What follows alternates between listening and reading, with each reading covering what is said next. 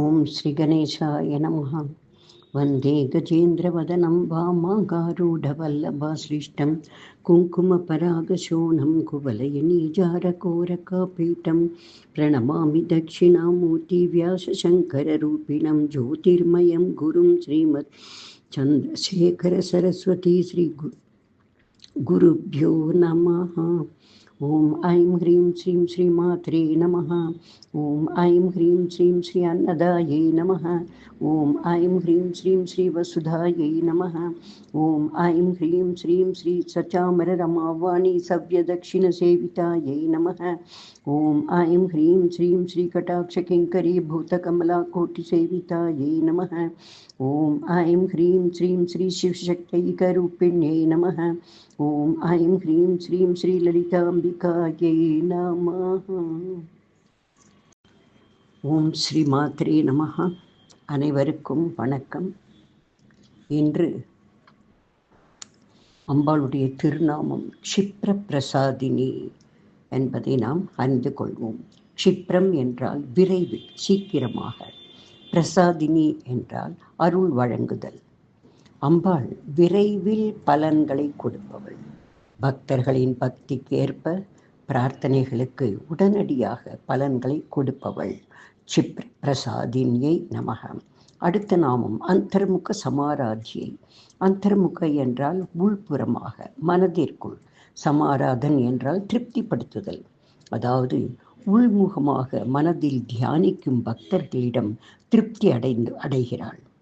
ஆத்ம ஆராதனை செய்பவர்களுக்கு பிரத்யட்சமாகி அம்பாள் திருப்திப்படுத்துகிறாள். மானசீக பூஜையில் திருப்தி அடைபவள். சௌந்தரிய லகரில் 27வது பாடலில் ஆச்சாரியார் கூறுகிறாள், அம்மா, என் பேச்சுக்களை ஜபமாக எடுத்துக்கொள். என் கை கால் அசைவுகளை நான் உனக்கு காட்டும் முத்திரையாக எடுத்துக்கொள். என் நடைகளை உன் கோவில் பிரதட்சணம் என்று எடுத்துக்கொள். நான் புஜிக்கும் அன்னபானாதிகளை உனக்கிடும் ஆகூதிகளாக எடுத்துக்கொள். நான் பூமியில் படுத்துக்கொள்வது உனக்கு செய்யும் நமஸ்காரமாக எடுத்துக்கொள். இப்படி நான் சுலபமாக செய்வது எல்லாவற்றையும் உம்முடைய பூஜைகளாக ஆகட்டும் தாயே என்று வேண்டுகிறார். ஜப்போ ஜல்ப சில்பம் சகலமபி முத்ரா விரச்சனா கதி பிராதக்ஷிண்ய கிரமணமசனாத் யாகுதி விதிஹி பிரணாம சம்வேஷ சுகமகில ஆத்மார்ப்பணதிருஷா சபரியா பரியாய தவ பவத்து ஜன்மே விலசித்தம் என்று பாடுகிறார். இவ்வாறான மானசீக பிரார்த்தனைகளில், பூஜைகளில் அம்பாள் மிகவும் திருப்திப்படுகிறாள் என்று விளக்கக்கூடிய நாமமே அந்தர்முக சமாராத்யா. அடுத்த திருநாமம் பகிர்முக சுதுர்லபா.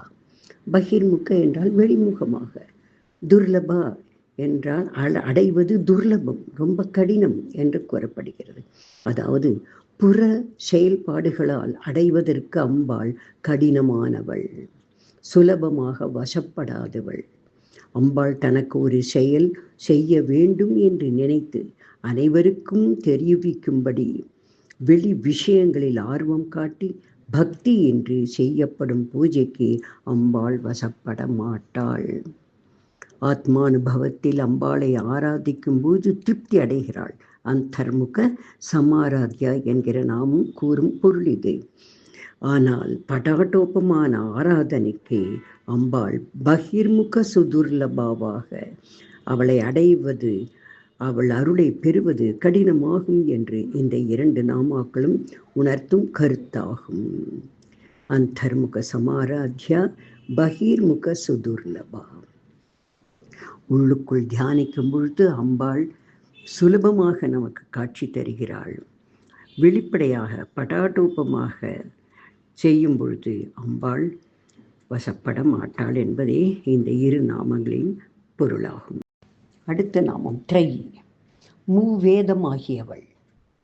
அதாவது ரிக், யஜுர், சாமவேத ஸ்தோத்திரங்களில் யாக யஜ்ஞங்கள், மந்திரங்கள் முதலானவை இந்த 3 வேதங்களில் முக்கியமாக இடம்பெற்றிருக்கிறது. இம்மூன்றையுமே த்ரையி என்ற நாமம் விளக்குகிறது. அதர்வண வேதம் இதில் சேர்க்கப்படவில்லை. அதனால் த்ரையி என்கிற நாமம் அம்பாள் 3 வேதமாக இருப்பவள் என்கிற அர்த்தத்தை அளிக்கிறது. வேத ஸ்வரூபி, வேதமயி அம்பாள். அடுத்த திருநாமம் திரிவர்க்க நிலையா. 3 நிலைகளில், அதாவது தர்மம், அர்த்தம், காமம் என்கிற 3 புருஷார்த்த நிலைகளில் இருப்பவள். தர்மத்தின் தாயானவள், பொருள்களாக இருப்பவள், செயல்களாகவும் ஆசைகளாகவும் இருப்பவள் திரிவர்க்க நிலையா. அடுத்த நாமம் திரிஸ்தா. அப்படின்னா முக்காலங்களிலும் தன்னை ஸ்தாபித்து கொண்டவள். கடந்த காலம், நடந்து கொண்டிருக்கும் நிகழ்காலம், வரக்கூடிய பவிஷ்ய காலம், அதாவது எதிர்காலம், இந்த 3 காலங்களிலும் நிலைப்பட்டு இருக்கக்கூடியவள் அம்பாள். திரிஸ்தாயை நமக. அடுத்த நாமம் திரிபுர மாலினி. அம்பாளின் ஒரு நாமம் மாலினி என்பதாகும். ஸ்ரீ சக்கரத்தின் 6வது ஆவரணத்தை வழி நடத்துபவள். திரிபுர மாலினி என்கிற பிரதான தேவத்தை என் உருவில் அம்பாள் இருக்கிறாள். சர்வரக்ஷகி. மற்ற யோகினிகள் அவளுக்கு தொண்டு செய்பவர்கள். விழிப்பு, தூக்கம், கனவு ஆகிய நிலைகளை கட்டுப்பாட்டில் வைத்திருப்பவள் திரிபுர மாலினி. அடுத்த நாமம் நிராமயா. ஆமையா என்றால் வியாதி, சஞ்சலம், குறை, துன்பம், இவ்வளவு அர்த்தங்கள் வரக்கூடியது. அம்பாள் இவைகளுக்கு அப்பாற்பட்டவள், நிராமயா. இதனால் எல்லாம் பாதிக்கப்படாதவள். அவள் ஆரோக்கிய சம்பன்னா, குறைகள் ஏதுமின்றி பூரணமானவள். நிராமையாயே நமக என்று இந்த நாமத்தை சொல்லி வழிபடும் பொழுது அந்த ஆரோக்கிய சம்பத்தை நமக்கு அளிப்பவள் அம்பாள். அடுத்த திருநாமம் நிராலம்பா. நிர் பிளஸ் ஆலம்பா. ஆலம்பா என்றால் துணை, சகாயம். அம்பாள் எதனையும் சாராதவள்.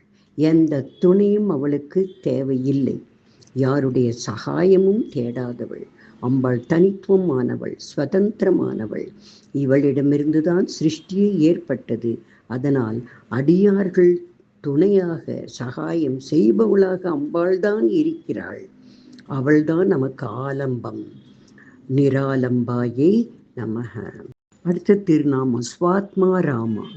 ஸ்வாத்மா என்றால் தனக்குள், ஆராமா என்றால் மகிழ்தல்.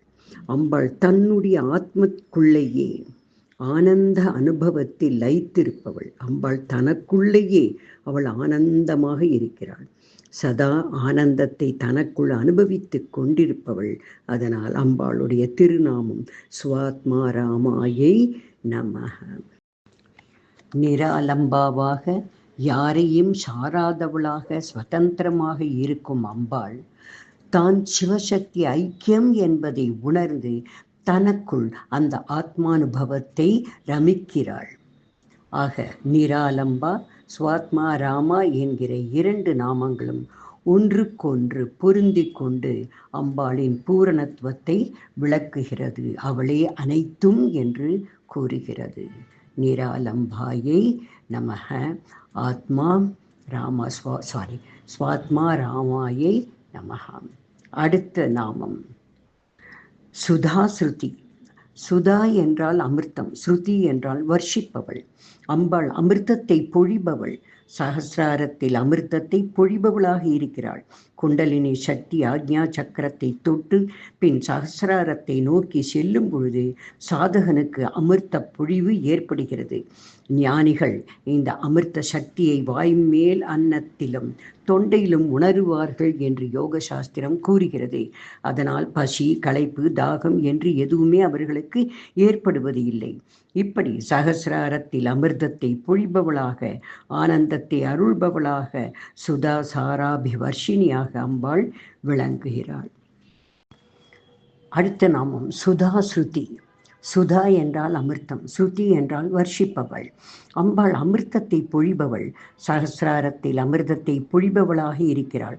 குண்டலினி சக்தி ஆக்ஞா சக்கரத்தை தொட்டு பிறகு சகசிராரத்தை நோக்கி செல்லும் பொழுது சாதகனுக்கு அமிர்தம் அங்கு பொழிவு ஏற்படுகிறது. ஞானிகள் இந்த அமிர்த சக்தியை வாய் மேல் அன்னத்திலும் தொண்டையிலும் உணருவார்கள் என்று யோக சாஸ்திரம் கூறுகிறது. அதனால் பசி, களைப்பு, தாகம் எதுவும் ஏற்படாதாம். இப்படி சகசிராரத்தில் அமிர்தத்தை பொழிபவளாக, ஆனந்தத்தை அருள்பவளாக, சுதா சாராபிவர்ஷினியாக அம்பாள் விளங்குகிறாள். அடுத்த திருநாமம் சம்சார பங்க நிர்மக்ன சமுத்தரண பண்டிதா. சம்சாரம் என்றால் லோகாயுத்தமான வாழ்க்கை, பங்க என்றால் அசுத்தமான, மண் என்றால் இந்த இடத்துல சேரு அப்படின்ற அர்த்தம், நிர்மக்ன மூழ்கி இருத்தல், சமுத்தரண நீக்குதல்.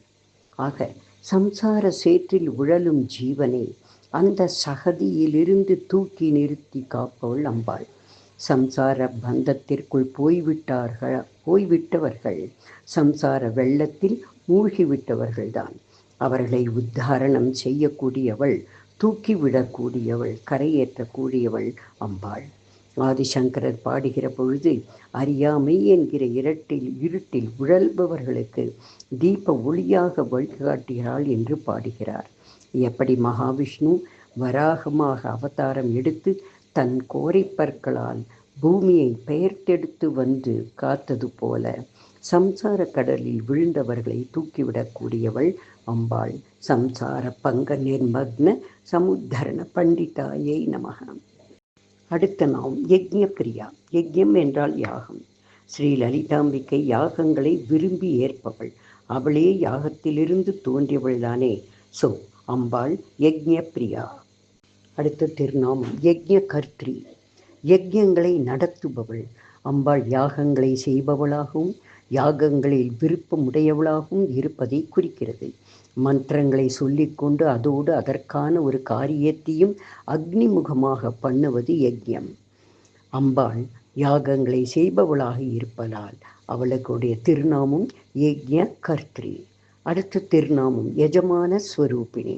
யாகங்களுக்கு காரணமான யஜமான ரூபம் தாங்கியவள் அம்பாள்.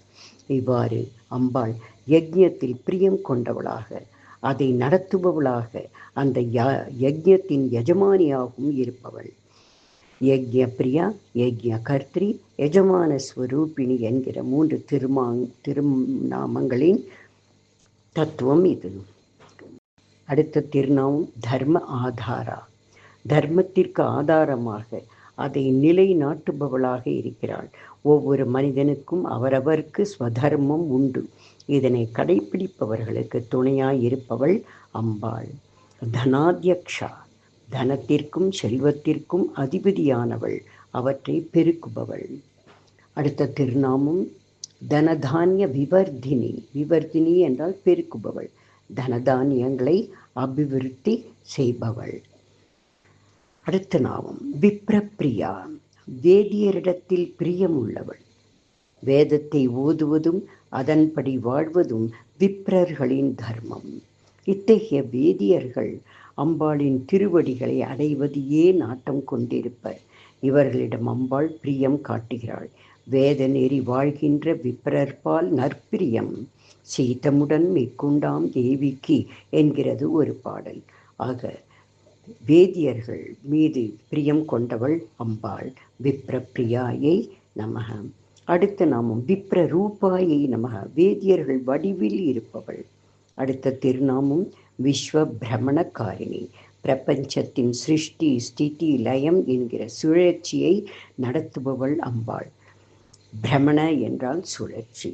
ஆக விஸ்வ பிரமண காரிணி. இந்த விஸ்வம் அனைத்தும் சுற்றி சுழல்வதற்கு மூல காரணம் அம்பாளே என்று விளக்கக்கூடிய நாமம் இது. அடுத்த திருநாமம் விஸ்வகிராசா. கிராசா என்றால் உறுதியாக பிடித்து கொண்டிருப்பவள், ஒடுக்குபவள். அம்பாள் இந்த பிரபஞ்சத்தை தாங்கிக் கொண்டிருக்கிறாள். அவளே தான் விரும்பும் நேரத்தில் தனக்குள்ளே அதை ஒடுக்கி கொண்டு விடுகிறாள். விஸ்வகிராசாயை நமக. அடுத்த திருநாமம் வித்ருமாபா. வித்ரும என்றால் பவிழம், ஆபா என்றால் ஒளிர்பவள். அம்பாள் பவிழ நிறம் கொண்டவள், செந்தூர வர்ணத்தில் ஒளிர்பவள். அடுத்த நாமம் வைஷ்ணவி. விஷ்ணுவின் ஆற்றல் சக்தியாக இருப்பவள். விஷ்ணு ரூபிணி. மகாவிஷ்ணு ரூபம் கொண்டவள், தேவி நாராயணியாக காட்சி தருபவள். அடுத்த திருநாமம் அயோனி. ஆப்ளஸ் யோனி. அம்பாள் தாயின் கர்ப்பத்தில் வந்தவள் இல்லை.